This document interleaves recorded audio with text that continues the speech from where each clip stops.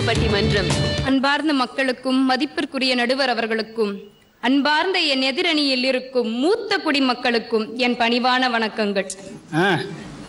MGR, Sivaji sir, NTR, ராஜகுமார் இவங்க இருந்தது cinema. இது போல் வருமா? கடவுள் யாருன்னு யார் பார்த்தா அதை காட்டியது இந்த சினிமா தான். கர்ணன் கட்ட பொம்மனை யார் பார்த்தா அதை காட்டியது இந்த சினிமா தான். எவரும் உழைத்தால் உயர்ந்திடலாம் என்ற நற்பண்பை காட்டியது இந்த சினிமா தான். மொத்த பூமியையும் 10 ரூபாய் தந்தா கண்ணில் காட்டுவது இந்த சினிமா தான். அதாவது நடுவர் அவர்களே, பொழுதுபோக்கு என்றால் 4 சுவர்களுக்கு அப்பால போய் குடும்பத்தோட மகிழ்ச்சியாக நம்ம கொண்டாடுவதுதான் பொழுதுபோக்கு. குண்டு சட்டியில குதிரை ஓட்டிக்கிட்டு வீட்டுக்குள்ளேயே உக்காந்து டிவி முன்னாடி சீரியல் பார்த்துட்டு இருக்கிறதுல என்ன பொழுதுபோக்கு இருக்கு? 3 மணி நேரம் போனோமா, பாப்கார்ன் சாப்பிட்டோமா, குடும்பத்தோட போய் என்ஜாய் பண்ணோமா, அதுதான் என் பொழுதுபோக்கு. மகிழ்ச்சியை பரிமாறிக்கொள்ளணும். அப்படி போனாதான் பொழுதுபோக்கு. இவங்க சொல்ற மாதிரி சீரியல் பார்த்துக்கிட்டு இருந்தா என்ன பொழுதுபோக்கு இருக்க போறது? தினமும் அழுக. அதை தவிர சீரியல்ல வேற என்ன இருக்கு? காட்சி அமைப்புகளை பாத்தீங்கன்னா எங்க வண்ணத்திரையில பிரம்மாண்டமா கட்டியிருப்பாங்க. அதாவது ஒரு 3 மணி நேரம் படத்துல பாத்தீங்கன்னா பாடல் இருக்கும், காதல் இருக்கும், நகைச்சுவை இருக்கும், எல்லா சுவைகளையும் கலந்து 3 மணி நேரத்துல கொடுக்குறாங்க. எல்லா வயதினர்களாலையும் பார்க்க முடிஞ்ச ஒரே ஒரு விஷயம்னு பாத்தீங்கன்னா படங்கள் மட்டும்தான். அந்த 3 மணி நேரத்துல குழந்தைகளுக்கு எதை பிடிக்குமோ அதை பார்க்க முடியும், பெரியவர்களுக்கு எதை பிடிக்குமோ அதை பார்க்க முடியும். ஆனா உங்களதுல வயதானவர்கள் மட்டுமே பார்க்க முடிந்த அளவுக்கு இருக்கிறது தான் உங்கள் சின்னத்திரை. அதனாலதான் மூத்த குடிமக்களின்னு பேசுனீங்களா? அதுக்குதான் சொன்னேன். அதாவது உங்களதுல அழுகை. அதாவது இன்னொன்னு என்னன்னா, பெண்களை வில்லத்தனமா காட்டுறது. மாமியார் மருகளை பார்த்து ஏய் அப்படின்றது. அடுத்த மருமகள் மாமியாரை பார்த்து அடியே ஒன்ன கொள்றேன் இன்னைக்கு முதல்ல. இது என்னையா காட்டுது? குழந்தைகள் மனசுல இதை பாய்க்கிறீங்க, அதை பாய்க்கிறீங்க. பாடல்கள் வரிகள்ல நீங்க அர்த்தம் கண்டுபிடிக்கிற நீங்க இந்த மாதிரியான வன்முறைகளை தூண்டுற உங்க சின்ன திரைகளுக்கு என்ன பதில் சொல்ல போறீங்க? அது மட்டுமா, எவ்வளோ மெதுவா போகுது சார். அந்த பொண்ணு படிக்கட்டுல இருந்து இறங்கி வருது, கர்ப்பமா இருக்கு. கர்ப்பமா இருந்தா, கர்ப்பமா இருக்கா, கர்ப்பமாவே இருப்பா. நடைமுறை வாழ்க்கையில பாத்தீங்கன்னா 10 மாசம் தானமா அதுக்கு. அது 10 வருஷம் காணிக்குவாங்கல்ல அவங்க. நிஜமா நடைமுறை வாழ்க்கையில பாத்தீங்கன்னா அந்த பொண்ணோட சேர்ந்து கர்ப்பமான இந்த பொண்ணு குழந்தை பெத்து அந்த குழந்தைக்கும் குழந்தை பிறந்திருக்கும். அன்னைக்கும் அவங்க படிக்கட்டுல இருந்து இறங்கி வந்துகிட்டே இருப்பாமா, கர்ப்பமாவே இருப்பாங்க. உலகமே ஸ்பீடா ஓடி போகுது, உங்க வண்டி பஞ்சர் ஆகி நிக்குது, மொக்க பீசு கூட அட்வைஸ் பண்ணுது, சாமி என்ன பங்கம் பண்ணுது. அர்த்தம் கண்டுபிடிக்கிறீங்களே ஐயா. Why this Kolaveri song international லெவல்ல இப்ப ஹிட் ஆயிருக்கு. அதாவது எங்க வண்ணத்திரை தான் வளர்ந்து வர எழுத்தாளர்களுக்கும் பேச்சாளர்களுக்கும் நடிக்க தெரியாதவர்களையும் நடிக்க வைத்துக் கொண்டிருக்கிறது வண்ணத்திரை தான். இல்ல, இந்த இயந்திர உலகத்துல அவங்க மன அழுத்தத்துல வார்த்தையை கொட்டுறோம்ல, அதத்தான் ஏன் இந்த கொலவெறி வேணா அமைதியா வாழுங்கன்னு அந்த பாட்டு சொல்லுது. அப்படித்தானமா? அப்படிதான் ஐயா. ஐயா, அர்த்தத்தை கண்டுபிடிக்கிறத பொழுதுபோக்கு எல்லாத்துக்கும் அர்த்தம் கண்டுபிடிச்சிட்டு இருந்தா பொழுதையே போக்க முடியாதுங்கய்யா. அர்த்தத்தை கண்டுபிடிக்கிறதுலயே பொழுது போயிடும். அவங்க பொழுது பாவம் அர்த்தம் கண்டுபிடிக்கிறதுலயே போகுது போல. இது எல்லாத்தையும் விட வள விளம்பரங்கள் இருக்கு பாருங்க. தொட்டுக்கொள்ளவா உன்னை தொட்டுக்கொள்ளவா, தொட்டுக்கொள்ளவா உன்னை தொட்டுக்கொள்ளவா. ஊறுகா ஐயா, ஊறுகா விளம்பரத்துக்கு பொண்ணையும் பையன் அப்படி காட்டிட்டு இருக்காங்க.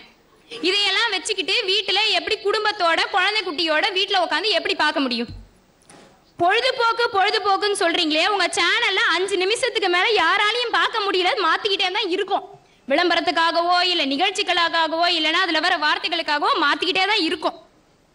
எங்க வெள்ளித்திரை இல்லைன்னா உங்க சின்ன திரையே கிடையாது. எங்க சகோதரர் சொன்ன மாதிரி பண்டிகை போது வெறும் படங்களை மட்டும் இல்ல, எங்க சின்ன வெள்ளித்திரையில வர நடிகர் நடிகைகள் இல்லைன்னா உங்க சின்ன திரையில பண்டிகைகளே ஓடாது. அவங்கள வச்சுதான் மச்சான்ஸ் சொல்றாங்களோ, ரெண்டுன்னு சொல்லி நிகழ்ச்சியை தொகுக்கிறாங்களோ, எங்க வண்ணத்திரை நடிகர் நடிகைகள் இல்லைன்னா உங்க சின்ன திரைகளை நிகழ்ச்சியே ஓடாது. அப்படி தெரிஞ்சவங்க எதுக்கு அந்த மச்சானையே வச்சு ஓட்டிக்கிட்டு இருக்கீங்க? புதுசா உங்க சின்ன திரையில இருந்து யாரையாவது கூட்டு வந்து ஜட்ஜ் பண்ண வைக்க வேண்டியது தானே. ஆக வண்ணத்திரை தாக்கத்தை ஏற்படுத்தி இருக்கிறது என்றால் அது அந்த பொழுதுபோக்கு அம்சம் நிறைஞ்சிருக்கிறதுனாலதான் அந்த தாக்கத்தை ஏற்படுத்தி இருக்கிறதுன்றதுனாலதான் இன்னைக்கும் உங்க சின்ன திரையில வண்ணத்திரையிலனா ஓட மாட்டேங்குது. அப்படி உங்களுக்கு பண்டிகை நாள்னா பொழுதுபோக்கு குடும்பத்தோட உட்காந்து பார்க்க முடிஞ்சா நீங்க ஏன் சீரியல் பார்க்க மாட்டேன்றீங்க? சீரியலுக்கு பதிலா எங்க வண்ணத்திரை நடிகர் நடிகைகளை வச்சுதானே பேசுறீங்க. அப்படியும் இல்லைன்னா படம் போட்டுறீங்க. எல்லாமே வண்ணத்திரையை சார்ந்ததுதான், சின்ன திரைக்கு எதுவுமே கிடையாது. அதனாலதான் அவங்க எல்லாருமே எங்களை குத்தங்க சொல்லி பேசிட்டு இருந்தாங்களே தவிர அவங்க கிட்ட இருக்கிறது எதுவுமே பேசல. இது வரைக்கும் பேசுனதுல அவங்க கிட்ட இருக்கிற எதுவுமே காணும். எங்களை குத்தம் சரியான கேள்வி. அது மட்டும் இல்ல, இந்த வெள்ளிக்கிழமையானா ஒரு சாவு, அந்த சாவு சடங்கை வீட்டுல கூட அவ்வளவு நேரம் நம்ம பாத்துருக்க மாட்டோம். குழந்தைங்களெல்லாம் பார்க்க கூடாதுன்னு பக்கத்து வீட்டுக்கு அனுப்பிடுவோம். அந்த சாவு கையில வளையல் உடையறதுல இருந்து பொட்டை அழிக்கிறதுல இருந்து அத்தனை சடங்குகளையும் சின்னத்திரை தான் ரொம்ப அழகா பிரதிபலிக்கிறாங்க. நீங்க காட்டாத நாங்க காட்டிட்டோம், நீங்க காட்டாததை நாங்க தெளிவா காட்டுறோன்றீங்களே, இதைத்தான் நீங்க தெளிவா காட்டுறீங்க. வெள்ளிக்கிழமைனா பொழுதுபோக்காங்க. அது வெள்ளிக்கிழமைனா வீட்டுல எல்லாரும் உட்காந்து பார்க்கும் போது சாவு காட்டி அப்படியே தொடரும் அப்படின்னு அப்படி ஒரு பாஸ் கொடுத்து வைக்கிறதுல என்னங்க பொழுதுபோக்கு இருக்க போது? காதல் ஜோடிகள் தாங்க இப்போதைக்கு மகிழ்ச்சியா வாழ்க்கையை என்ஜாய் பண்றாங்க. அதே மாதிரி புதிதா கல்யாண திருமணமானவர்களை போய் உங்களோட சின்னத்திரையில தான் நிகழ்ச்சி எடுக்கிறாங்க. போய் என்ன படம் புதுசா பாத்தீங்க, கல்யாணத்துக்கு அப்புறம் எந்த திரைப்படம் பாத்தீங்கன்னு தான் கேக்குறாங்க. வீட்டுல உட்காந்து என்ன சின்ன திரை பாத்தீங்க, என்ன சீரியல் பாத்தீங்க கல்யாணத்துக்கு அப்புறம் கேட்பாங்களா? இதுலயே தெரியுதா? அதாவது திருமணம் ஆனதுக்கு அப்புறம் கொஞ்சம் ஜாலியா இருக்கிறதுக்கு, பொழுது போக்குறதுக்கு ஒரே அம்சம் நிறைஞ்ச ஒரே இடம் வண்ணத்திரை மட்டும்தான்றது இதுல இருந்தே தெளிவா தெரியுது. வைதிஸ் கொலவெறி சாங்கையோ இல்ல ஓட ஓட சாங்கையோ குத்தம் சொல்ற நீங்க, இப்ப அந்த சாங் அந்த மியூசிக்கே உங்க சீரியலையும் உங்க சின்ன திரையிலையும் தான் யூஸ் பண்றாங்கன்றதையே மறந்து பேசிட்டு இருக்கிறீங்க என்று கூறி என் கேள்விகளுக்கு விடை தருமாறு வாய்ப்பளித்தமைக்கு நன்றி கூறி விடைபெறுகிறேன். நன்றி. மாணவி சுசித்ரா ரொம்ப சமயோஜிதமான கேள்வி கேட்டு பேசியிருக்கிறாங்க. அதாவது என் கேள்விக்கு என்ன பதில்னு சொல்லி அந்த அணியை பார்த்து கேள்வி கேட்டு போயிருக்கிறாங்க. என்னங்க உங்க சின்னத்திரையில வித்தியாசமான நிகழ்ச்சி இருக்கு, எதையாவது உங்களால சொல்ல முடிஞ்சிச்சா? எதுனாலுமே எங்க வண்ணத்திரையில இருக்கிற ஆட்களை தான் நீங்க பயன்படுத்திக்கிறீங்க. ஒரு போட்டியா அங்க ஒரு நடிகரே வந்து உட்கார்ந்து ஜட்ஜா உட்காரணும். நல்ல வேளை பட்டிமன்றங்களுக்கு அப்படி ஒரு நிலைமை வரலன்னு நினைக்கிறேன். ஏன்னா இப்படித்தானே நீங்க பயன்படுத்திக்கிட்டு இருக்கீங்க. எங்களுடைய திரைப்படத்துறையை பயன்படுத்தாமல் உங்களால் நடத்த முடியுமா அப்படின்னு சொல்லி ஒரு கேள்வியை கேட்டிருக்கிறாங்க. இதுக்கு பதில் சொல்றதுங்கிறது ஒரு சிக்கலான வேலை தான். இன்னொன்னு, சின்ன திரையில பாத்தீங்கன்னா இப்ப வண்ணத்திரை வந்து ஆண்கள் பெண்களை தேடிக்கிட்டு இருப்பாங்க, காணாம போயிட்டா. ஆனா இங்க பெண்கள் தான் ஆண்களை தேடிக்கிட்டே இருக்காங்க வருஷம் பூரா, எங்கடா காணோம்னு. அதே மாதிரி வில்லன்களா வந்து ஆண்கள் இருப்பாங்க சினிமால. ஆனா இந்த சின்ன திரையில சாதுவா இருக்கிற பெண்களை பூரா இப்ப வில்லிகளா காட்ட ஆரம்பிச்சாச்சு. ஆக இதைத்தானே உங்க சின்ன திரை செஞ்சுக்கிட்டு இருக்குது.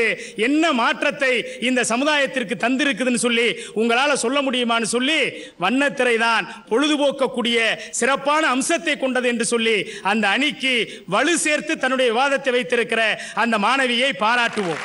இப்ப அவங்களுக்கு பதில் சொல்லணும். சின்னத்திரையே என்ற அணியிலிருந்து ஜீ தமிழ் தொலைக்காட்சியில் பல ஞாயிறு பட்டிமன்றங்களிலே கலந்து கொண்ட எத்திராஜ் கல்லூரியினுடைய மாணவி சத்யபிரியா. ஞாயிறு பட்டிமன்றம்.